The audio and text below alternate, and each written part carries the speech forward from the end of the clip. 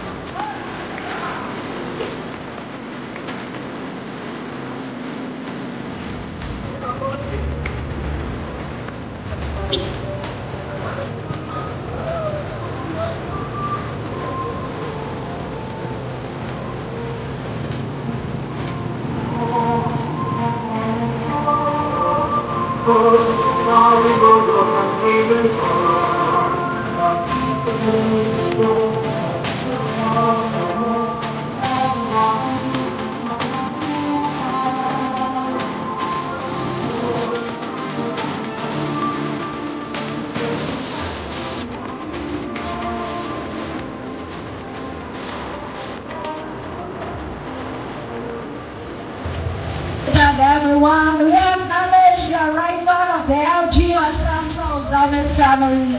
We are celebrating 120th Philippine Civil Servants Anniversary celebration. Of course, headed by our very own City Mayor, the Honorable Attorney Sam Norman Fuentes.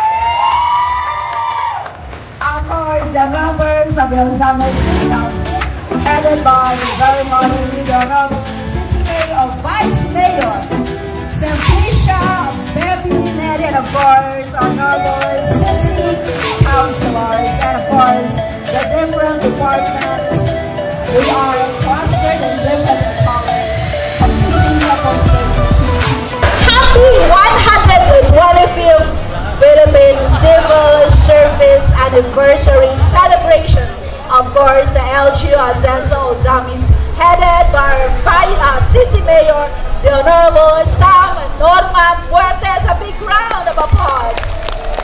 Ugauban, syempre, mga sakop sa konseho sa Dakbayan, headed by the Honorable City Vice Mayor, Simplicia Bemeli, at the mga Honorable City Councilors.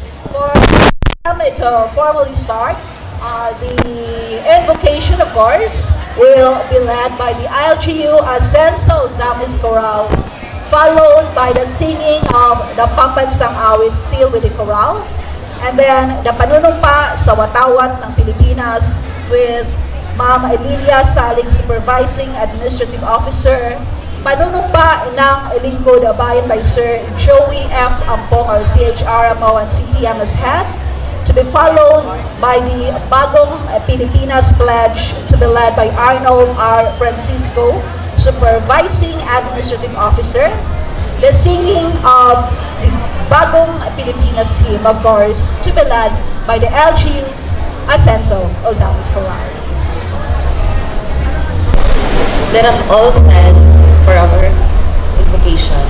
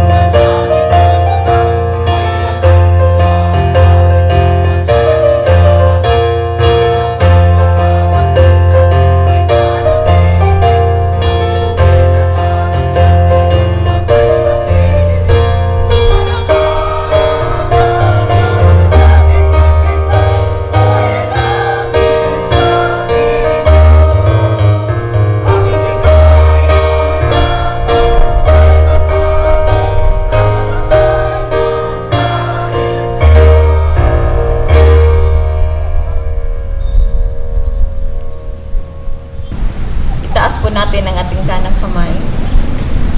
Manunumpa sa katapatan ng watawat ng Pilipinas. Ako ay Pilipino, buong katapatang nanunumpa sa watawat ng Pilipinas at sa bansang kanyang sinasagisan na may dangal, katarungan at kalayaan na pinagkikilos ng sambayanang makadiyos, makakalikasan, makatao at makabansa. Mari po lamang kita sa ng kamay para sa panunumpa ng lingkod bayan. Ako isang lingkod bayan. Pangalagaan ko ang tiwalang pinagkaloob ng mamamayan. Maglilingkod ako na may malasakit, kapatan at kausayan ng walang kinikilingan. Maging mabuting halimbawa ko, magbigay ng pag-asa at inspirasyon sa aking kapwa lingkod bayan. Hilinganin ko ang sarili kong kakayahan upang sa lahat ng panahon ay mapaglingkuran ko ng buong kausayan ang sambayanan. Hindi ako makibihagi sa katiwalaan ng pamahalaan. Titigilan at sisiwalan ko ito sa pamamagitan ng tama at angkop na pamamaraan. Isa sa buhay ko ang isang lingkod bayan makadiyos, makatao, makakalikasan at makabansa. Tutugon ako sa mga hamon ng nakabagong panahon tungo sa hidikain ng matatag, maginhawa at panatag na buhay. Sa mga tungkulin at hangarin ito, kasihanaw ako ng may kapal. Bagong Pilipinas Pledge. Bilang Pilipino, buong pagmamalaki kong isasabuhay ang bagong Pilipinas. Buhay sa aking dugo, ang lahing dakila, magiting at may dangal. Palaging dadalhin sa puso, isip at diwa ang aking pagmamahal sa kultura at bayang sinilangan. Kaysa ng bawat mamamayan, iaalay ko ang aking talino at kasanayan sa pagpapaunlad ng aking bayan. Taglay ang galing na naayon sa mga pandaigdigang pamantayan. Magiging instrumento ako sa pagsulong ng kagalingang, karunungan at kapayapaan. Makikisa at makikilahok ako sa mga adhikain ng pamahalaan dahil ang kaunlaran ay hindi lamang responsibilidad ng iilan. Isusulong at pangangalagaan ko ang karangalan at kalayaan at interes ng aking bayang minamahal. Bilang Pilipino na may pagmamahal, pakialam at malasakit, hindi makasarili kundi para sa nakakarami. Tatahakin ko ang landas tungo sa isang bagong Pilipinas.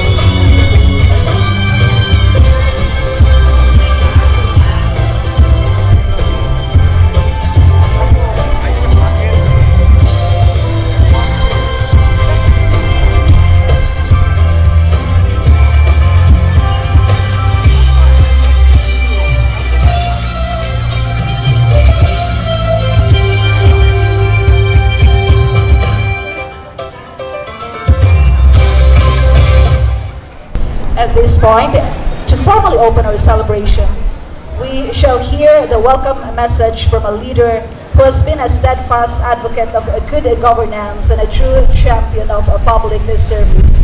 She serves as a city councilor of Ozamis and chairperson of the Committee on Civil Service.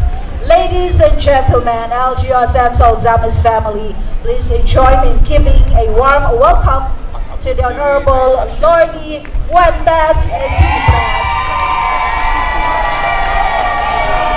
Maayong buntag sa tanan. Kumusta man ang tanan? Excited? Excited na mo cheer sa ato ang Mr. and Miss Civil Service? Una sa tanan, atong pasalamatan ang atong buhing Dios. Kay naa tatanan din hikaron nagkatapok ug atong isaulog ang ika-125th anniversary sa Philippine Civil Service.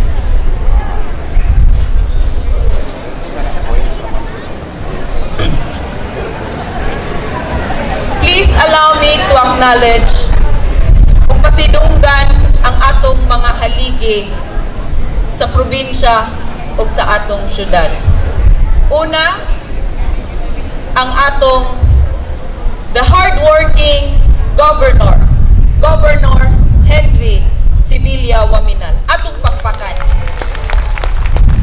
Ang atong dynamic representative sa 2nd District of Misamis Occidental, Congressman Sancho Fernando Ando Waminal. Ang atong Asenso Pinoy Party List Representative, Congressman Henry Indi Waminal. Pakpakan nato. Ug ang atong pinalangga na Mayor Attorney Sam Norman Go Fuentes.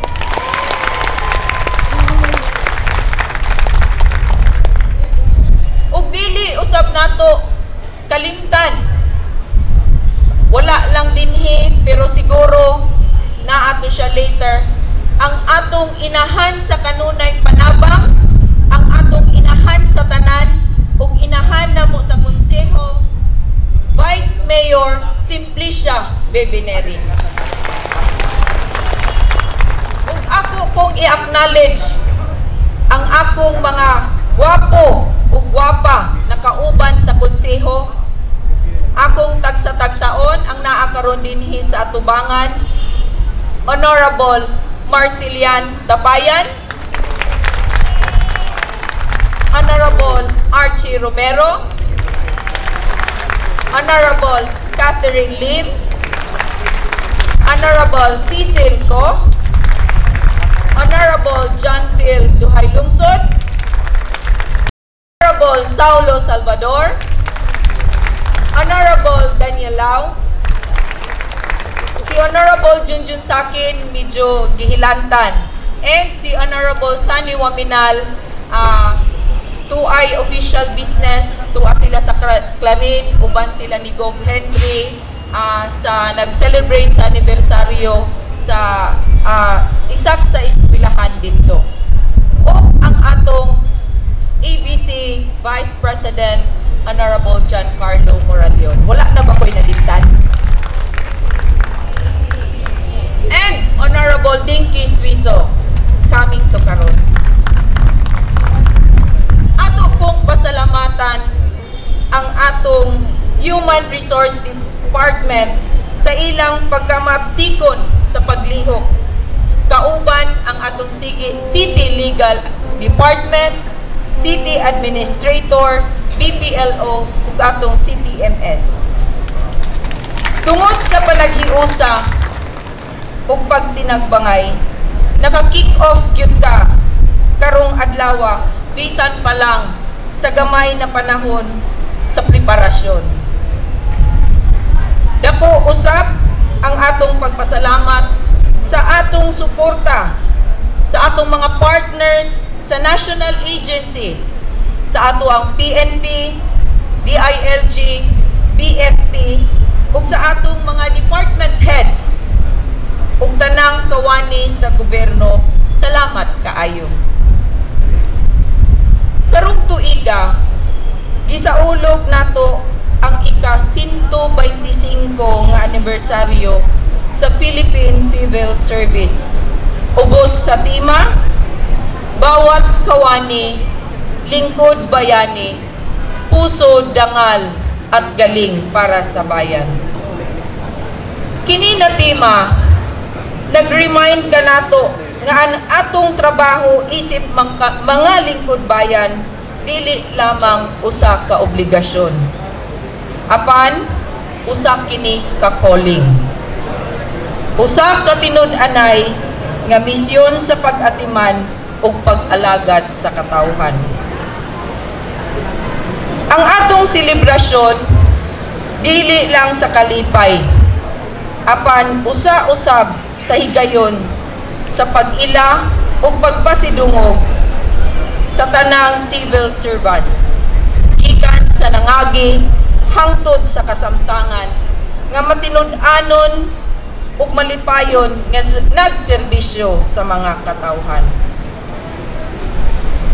Kini nakalihukan nagpalig-on sa atong panaghiusa, panag-uban ug espiritu sa pakigbisog alang sa malinawon, malambuon ug malipayon nga komunidad.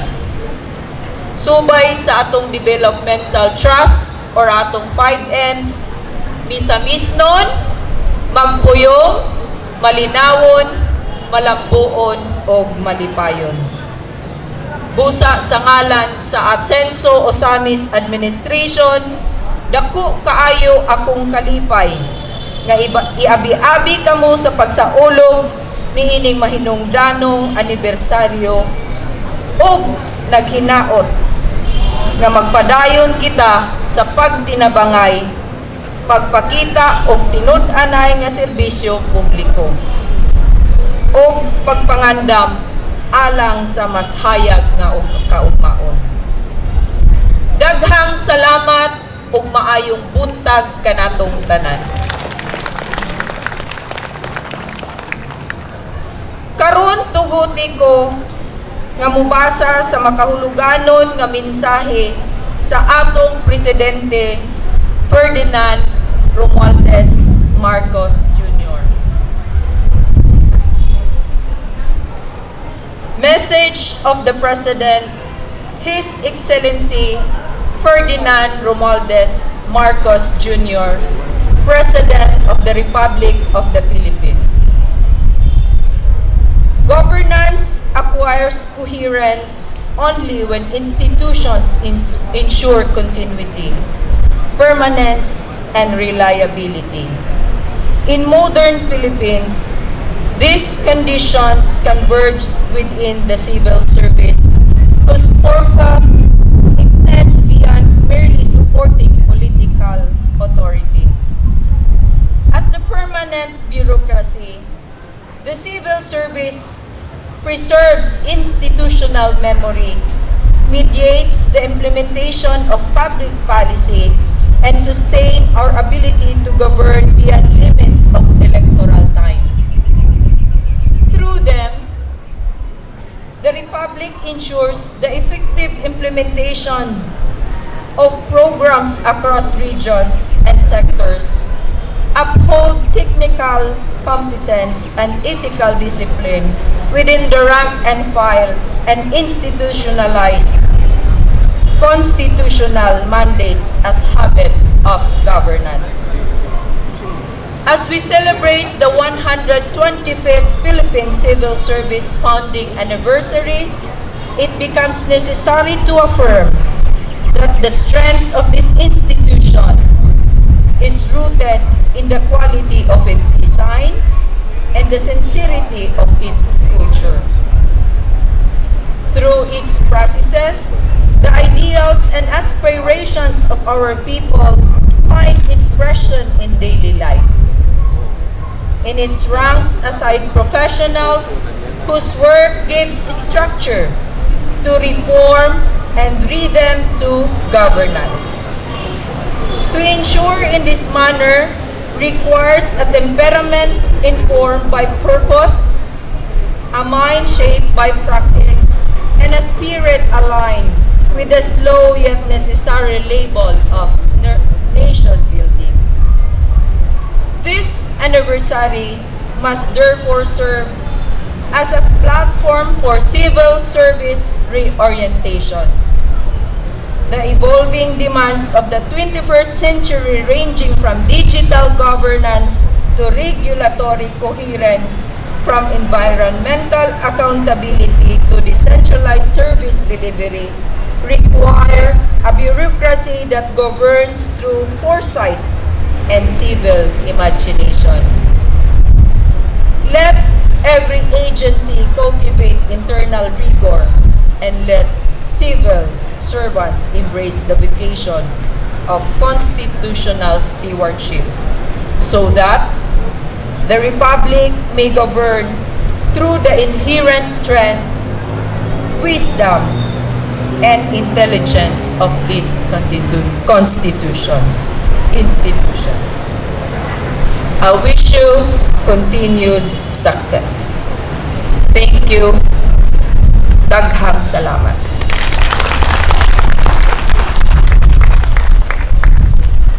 Thank you very much, Cons. Lordy Fuentes and Cipres. Of course, atong pakpakan ang labing gamhanan natong Diyos for a very nice weather we are having this morning. Of course, atong i-acknowledge ang pag-abot sa ato ang mga members of the panel of judges, headed of course by Sir Federico Araniego. A big round of applause, everyone. Thank you.